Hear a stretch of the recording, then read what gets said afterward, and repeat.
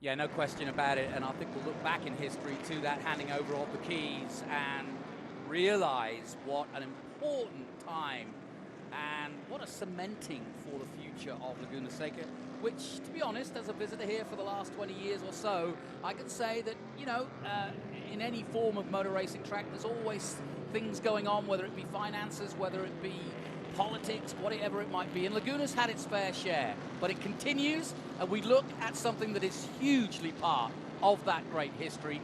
TransAm. I currently cover the modern day TransAm, and it's just as electric as it is today. But before we cover this, I must mention the group that we are covering, and that, of course, is Parnelli Jones. And sadly, a man from Torrance, or at least he lived most of his life there, sadly passed away at 90, though it may be, and he said that his greatest racing was with TransAm. And one man who could certainly pontificate on both Parnelli and TransAm, of course, Ray Everingham joins me. Thank you so much. But would you agree that, Parnelli, we've got to sort of put that footnote. It's just a few months ago that we lost him. It was, and we can't even put into words what the legend, what he meant to motorsports in general, whether that was IndyCar, TransAm, but even off-road. It did so much for so many drivers along. So it's great to see so many of the cars that he drove here today. That Bud Moore Mustang right up front. This is one of the most exciting races that we come to see out here in Laguna all year long. And these guys don't hold back. I mean, they may be original 67, 68, 70 cars, but I tell you what, they go as hard and fast as they did back in the day. Off comes the pace car, and Ray, before we get underway and we start getting into the nitty-gritty, who are you looking out for, or which particular car do you want to see in action? Well, I'm going to tell you what, I'm excited about the AMC Matador. Big Penske fan. I have seen some of these Mustangs really go, but, made a lot of money with Chevy, too, so I'm looking forward to seeing some of those Camaros come through. Yes, you have. And away we go then. Parnelli Jones, TransAm Trophy Race 1, 66 to 72, the heyday, the, if you like, purple patch for TransAm, as we see the grey ghost going through all the original cars, and they still race just as hard as they did back in the 70s. And it was here back in 1970 at the first round of TransAm that year that kind of everybody went and woke up and went, wow, TransAm is here. We've got manufacturers, we've got money, we've got drivers, and it really just took off. Oh, and it's exciting, and as you said, they run fender to fender, create a lot of noise, and this race brings out, there's several stars that we're watching right there. The Grey Ghost, that Pontiac, a famous car itself, but it's driven by a very famous race car driver's father, J.R. Hildebrand from IndyCar fame. His dad is driving that car, and then right behind him is Scott Joy, son of Mike Joy, the great TV announcer, who's also in the field. So even though it had some big names in the 60s and 70s, we've got some big names in those cars today. Yeah, Mike Joy still at the top of his game, of course, in network television. I'm sure he'll be in action later this weekend. And I saw him actually came in to the booth in Lime Rock, as you did. We were celebrating IROC. How is that going? IROC is really going well. We had that event out at Lime Rock. So IROC at Lime Rock was back after years as we watch John Hildebrand going around in the Grey Ghost there. But the reception that we got from the fans and the excitement about the brand, and we hopefully will have some very exciting announcements coming up as well. But we are full speed ahead to get IROC back on track some more. Leading the way at the moment is that 1970 Boss Mustang, driven by Jim Haig, a multiple-time historic participant in many forms of different cars, but loves his TransAm, always gets a drive somewhere in historic TransAm. But leading the way at the moment, and the Boss 302 really set the scene, didn't it? And those colors and that number 15, I see it in all the old photographs, but it's almost appropriate that it's leading. Yeah, but you look at what's neat about those cars. They are all original. They're in original colors, and that's what that made them so popular with the fans. Each manufacturer, the brands, the same cars that you could drive on the street. But I love looking at all the different colors and the livery of these cars. When did you start getting interested? Well, let me ask you this. I mean, obviously you were a champion in your own right in TransAm, but when did you get interested in racing? Oh, I can't remember not being interested in racing. So as a child, 7 or 8 years old, going to the local tracks around the New Jersey area, watching the open wheel cars primarily, midgets and sprint cars, modifieds. But because Roger Penske was right up the road in Pennsylvania, those Penske Camaros, the Sunoco Camaros, with Mark Donohue and those folks, that really got my attention. Started to follow some of the Trans Am racing because of that. And then Parnelli Jones, George Fulmer, and that Bud Moore team at that time, amazing. It's interesting. I think of someone like Roger Penske, who, still going today, I may add.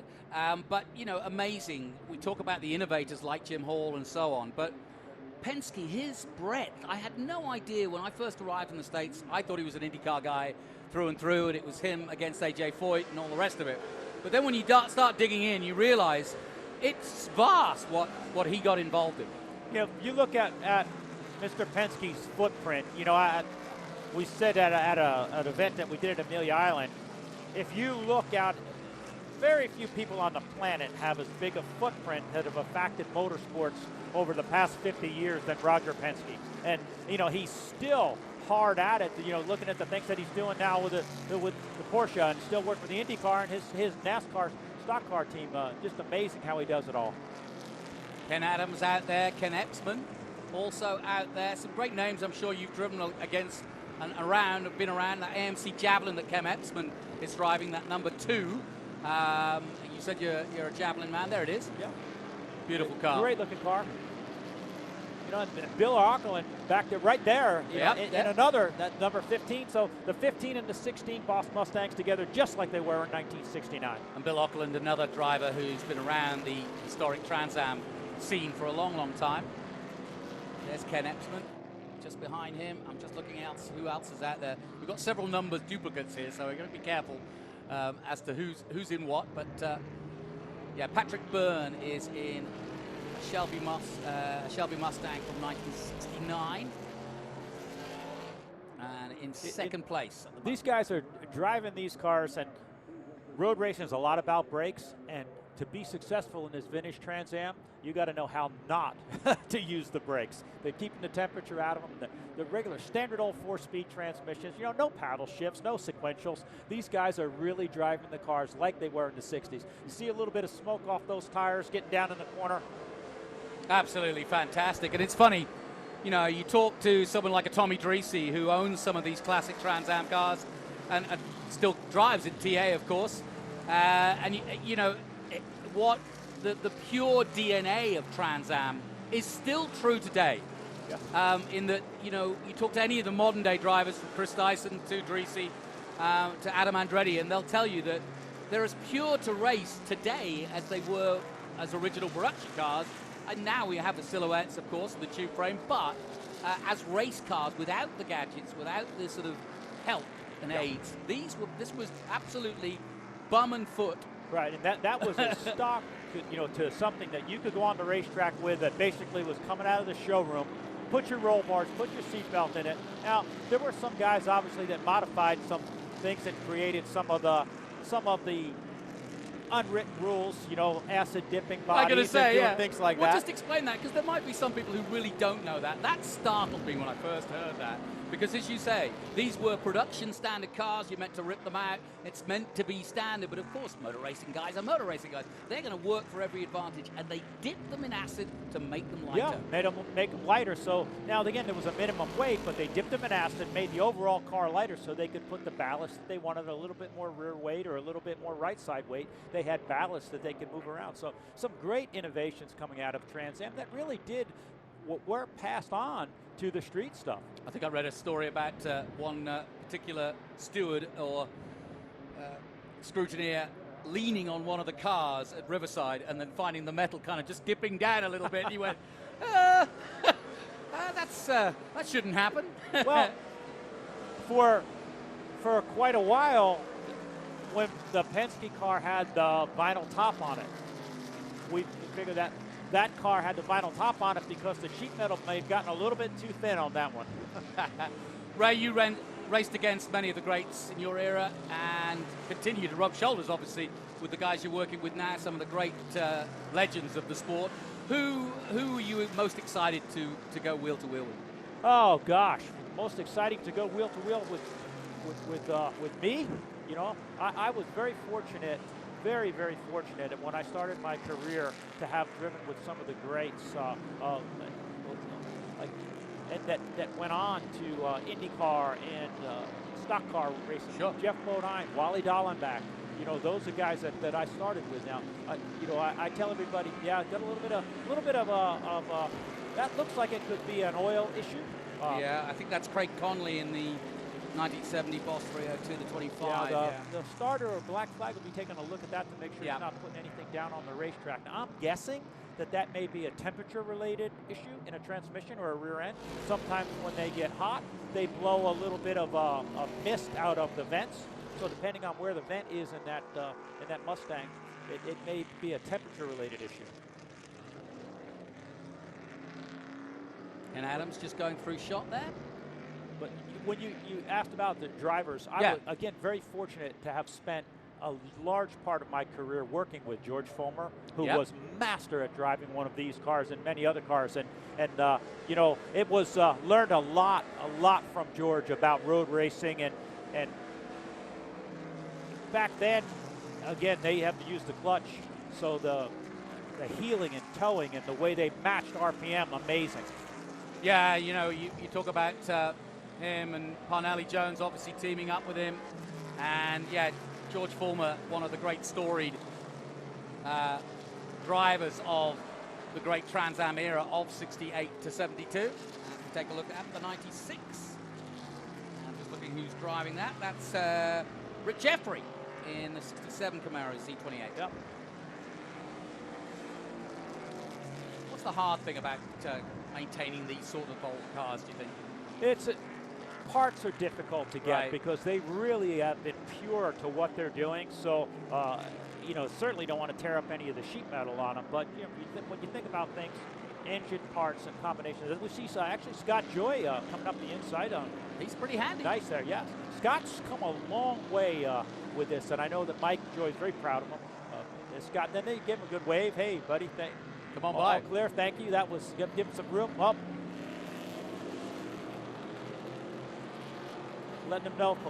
Looks like Scott he might have a problem. Slowing down waving everybody by. Oh well, he's coming in. Yeah. Well, not too long on track, but at least enough time to get into problems if there are some to be made. We're looking at the 19. Looking at 1969 Camaro, Joshua Fieber. Ah, Fieber, okay. Yeah. You know, as those tires are getting some temperature in them, getting some pressure built up, we see the rear end of those cars hanging out a little bit. Those guys are losing a little bit of traction as it's getting slick, not afraid to drive them sideways. I think another thing that was huge for Trans Am's success was it was sort of right time, right place, and one of the rare times, and you know this as a guy that promotes now and puts these things together, where manufacturers actually put their money where their mouth was. They wanted to sell on Monday, they wanted to race on Sunday, but once they realized what they had here, that's why Trans Am became so popular and why it attracted the world's top drivers, not just Mark Donohue from the States, but as you mentioned, Vic Elford and many, many others. Well, and it attracted stars from all over the world, like and Peter Revson and Jackie Ickx and people that actually came over and ran some of these races. And Jackie won the first race, I think. Yeah. So and you could go to the showroom, and in the parking lot there were lots of Camaros, Mustangs, Javelins because of this racing. Yep, and it truly was, something that you would take to the shops on a Monday, but to see it racing on a Sunday just gave it that sexiness that everybody wanted to be part of it, men, women, you name it, and it just became such a sought-after series. The crowds here at Laguna would be 70, 90,000 to watch these guys back in 1970. So it's still Joshua Fieber leading the way from Patrick Byrne and Jim Haig. We've been looking at Bill Auckland in 5th place at the moment, chasing down Chad Renault. And he's in 4th, but it's a pretty close race. Look at this. Wonderful stuff. And again, you know, you see a lot of position changing as the tire pressure goes up or the tire temperature goes up. Could be going back to the braking we talked about. The guys that were fast early may have used up a little bit of braking. Now, we mentioned IROC, and what I find fascinating is that you're not only bringing back something that, you know, is a long time gone, but still very much loved and revered, but you've also managed to pull out of retirement some of the drivers of the day, which amazes me because you'd think that they'd know better, but then they're racing drivers just like yourself. They can't get enough of it. It's been Tell me great who response. you've got. I've gotten calls from a lot of the drivers that I worked with at IROC in the 80s, you know, and I was with Danny Sullivan and Scott Pruitt yesterday, both of them keen to do it. Willie Ribbs called me this morning. Typical. So lots of guys. So again, big interest to get those cars back out on the track and get some time on. Oh, it looks like our Javelins had a problem the there. Javelin, Yeah. Slightly askew. Ken Epsman. Yeah, in fifth at the moment, but obviously losing out in several places there.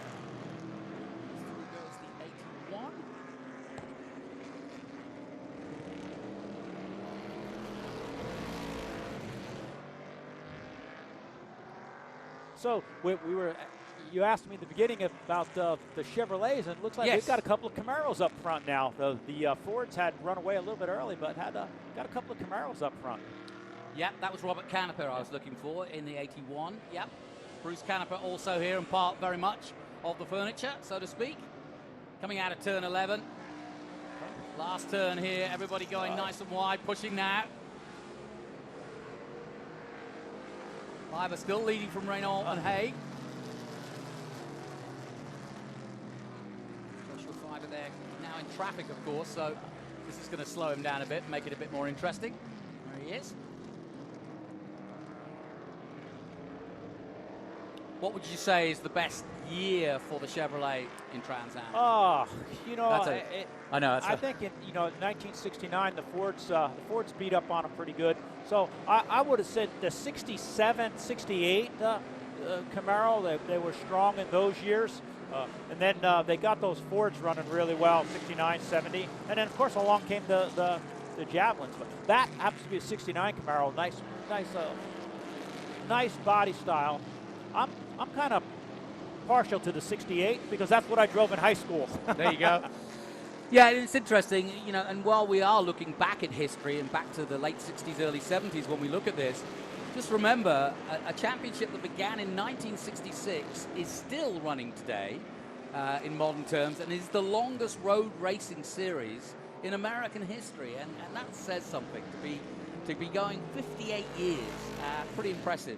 And yeah, it says it's ups and downs and it's slow times and it's good times. And if you did a little bit of research, went back to the libraries, looked in some of the books or internet, you would see many of these same cars and what a big impact that they had on the sport, including the Gray Ghost that we saw there in the beginning, the Pontiac GTO built by Herb Adams and his group. And when you look at just an amazing car, fully restored, and as we get the white flag, but again, driven by IndyCar driver J.R. Hildebrandt's dad. Yeah, no kidding. Pretty impressive. Yeah, that Gray Ghost has always interviewed me. 64 Pontiac Tempest was prepared and raced in 1971's TransAm Series, and here it is again.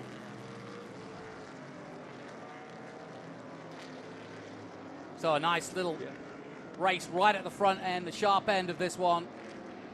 Fiberburn and Renault. It's going to get quite dicey here as they're headed to the checkered flag. Yep, I think a lot of people want this one. He's done a good job so far. Yeah. Joshua's doing a really good job, but he's under pressure now. Yeah, looks like Renault. Patrick Byrne looks like he might have cooled his brakes off a little bit. He's caught our first and second place car. We got a pass for the lead right there. Oh, that is nicely done. Patrick Renault, Chad Renault taking the lead on the last lap, going up the hill. Nicely done. But it is a four-way battle for the win. Putting us into the corkscrew for the final time. Quick look up the inside of the 64. Chad Renault then, on his way. We had another swap for the lead there. Yeah, this is great. Oh, here comes Pat. That Well, this Mustangs back now. here. Mustangs moved back up into second. So here we go then. For Yeah, the here they final come. time, here they come. A great close race, sideways by some of them on the final corner. But it is going to be the number 19 that takes the checkered flag of Joshua Fiber in the 1969 Chevrolet Camaro. Wow. They put on a heck of a show, you know, to see that many big old American V8s running around there. Spinning A Andretti. little issue there. Well, he did it at the right time when nobody else is in the way. That's Nelson Calais there in the 69 Chevrolet. So, Joshua Fiber, Patrick Byrne, and Bill Auckland, and alongside me, Ray Evering, one of the busiest men in American motorsport. Done it all, and another one of the great legends. And I wish you luck in IROC. Thank you very much. Always a Good pleasure. to see you. Feel free to come back and enjoy us and regale us. One of these days, maybe we'll get a late night TV show or something. I think we should. I think we should too. I think we should do it. I feel it coming. I'll hold you to that. All right. Take care. Thanks a lot, Ray. Bye.